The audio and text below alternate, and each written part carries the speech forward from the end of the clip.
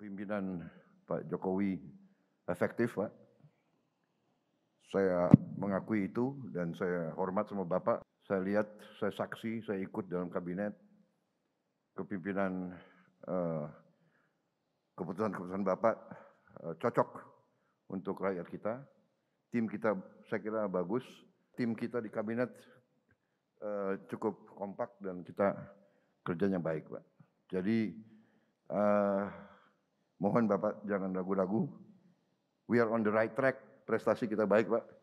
Saya bangga bagian dari pemerintah ini dan kita nggak usah ragu-ragu, Pak.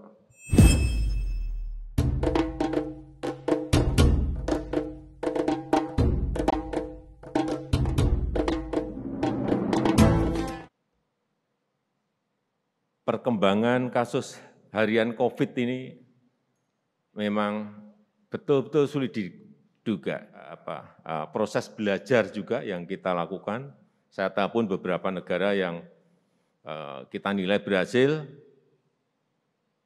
melakukan pengendalian dan kita coba untuk kita modifikasi di sini dalam rangka pengendalian di negara kita Indonesia. Ini memang memainkan gas dan rem karena memang kalau kasusnya turun, ekonomi itu pasti naik. Kalau kasusnya naik, ekonominya pasti turun, sudah rumusnya itu.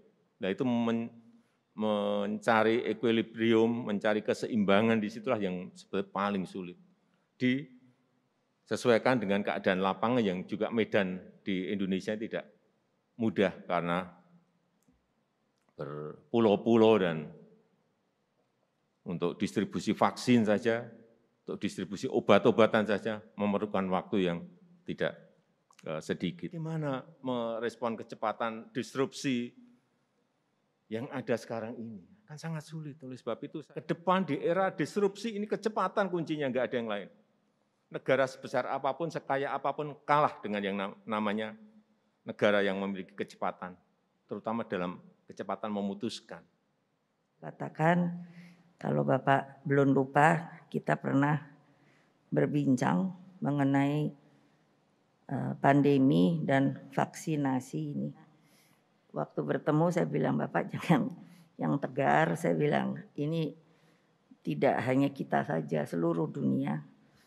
Kita belum tahu kecepatan antara vaksinasi dan artinya sebagai bagian dari pengobatan dan meruntuhkan virus ini berapa lama.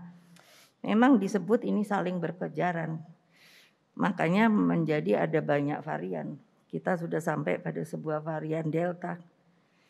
Tapi yang paling penting sebenarnya inti daripada persoalan itu adalah satu, kedisiplinan dari masyarakat dan pengetahuan singkat dari masyarakat bahwa sebetulnya vaksin itu bukan obat, tapi membuat imunitas kita menjadi tinggi.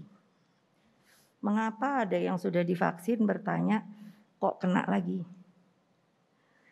Karena ya sudah lupa kehati-hatian yang sangat populer sekarang adalah prokes. Itu sangat benar Bapak, kita sudah benar. Makanya saya bilang saya dukung Bapak. Jalur kita sudah betul. Lalu bagaimana kondisi ekonominya? Saya sangat yakin. Tapi yang tolong dianjurkan terus adalah masyarakat ya harus tetap prokes. Untung sudah ada surat vaksinasi. Nah itu juga sebuah bagian yang saya bilang sangat efektif. Nah di sisi ekonomi kalau menurut saya, kalau ini segera rakyat mengetahui bahwa vaksinasi ini memang bisa sangat berperan, tapi tetap dengan prokes, kan begitu nih yang mesti diomongkan. Maka yang namanya kehidupan ekonomi meskipun belum berjalan secara penuh dapat dilakukan. Saya yakin itu. Tadi kita sudah mendapat paparan dari Presiden tentang keadaan COVID, bahwa penanganannya bisa dikatakan cukup efektif dan kita optimis. Bahayanya adalah bahaya dunia, bahaya seluruh manusia, tapi kita mampu menghadapi dan memang kita harus menghadapinya.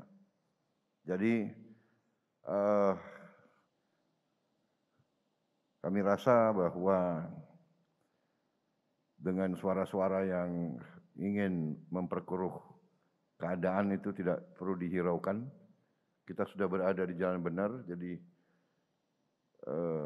kepemimpinan Pak Jokowi efektif, Pak. Saya mengakui itu dan saya hormat sama Bapak. Saya lihat, saya saksi, saya ikut dalam kabinet. Kepemimpinan keputusan-keputusan Bapak cocok untuk rakyat kita. Tim kita saya kira bagus. Tim kita di kabinet cukup kompak dan kita kerjanya baik, Pak. Jadi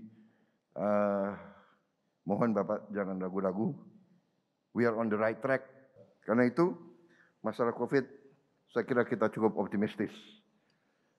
Bahwa ada kekurangan, ada keterlambatan vaksin itu saya kira yang dihadapi oleh banyak negara.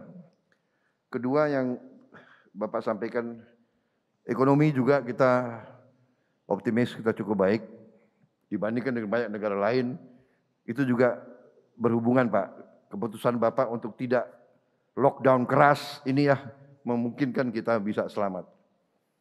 Negara lain yang lockdown keras malah mengalami kesulitan. Jadi kita boleh bangga bahwa prestasi kita baik, Pak. Saya bangga bagian dari pemerintah ini dan kita nggak usah ragu-ragu, Pak. Beberapa waktu yang lalu kita membahas mengenai Cipta Kerja, Pak Presiden.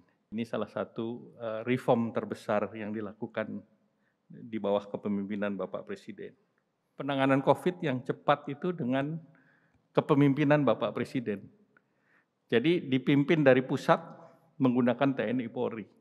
Kalau ini menggunakan yang dari bawah, ini tidak terjadi, Pak. Karena kita sudah mencoba yang namanya PSBB, antara Jakarta Raya dengan Bekasi dan Kabupaten Bogor aja tidak sinkron, sehingga efeknya bolak-balik. Kita patut bersyukur atas prestasi-prestasi pemerintah dan apa yang disampaikan oleh Pak Presiden adalah langkah-langkah keberhasilan yang harus kita dukung penuh dan masa-masa yang paling sulit menurut saya sudah teratasi, Pak. Kita mempunyai benang merah yang sama. Semua sepakat. Secara jujur kami mengapresiasi kerja keras yang telah dilakukan. Dan kami berbesar hati. Bagi saya pribadi dan tentu bagi seluruh keluarga besar partai yang saya wakili, merasa berbangga hati atas seluruh jerih payah kerja keras yang telah dilaksanakan oleh Presiden Jokowi berserta dengan seluruh jajaran kabinetnya. Dalam penanggulangan masalah COVID ini, saya bisa memahami betapa masalah ini bukan masalah yang sederhana dan mudah.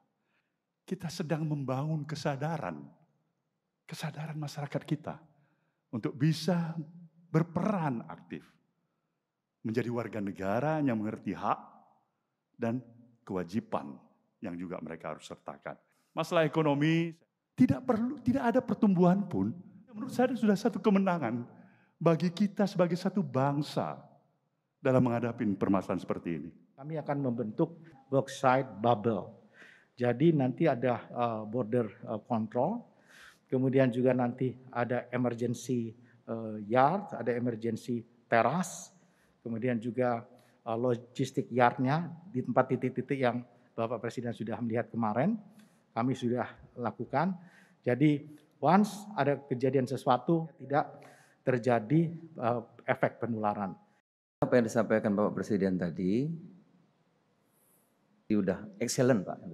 Kata kuncinya Indonesia itu gotong royong, yaitu termasuk Omnibus Law kan itu sudah memudahkan.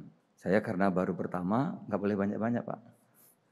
Bicaranya sedikit aja, semoga manfaat. Sekali lagi terima kasih atas kesempatan.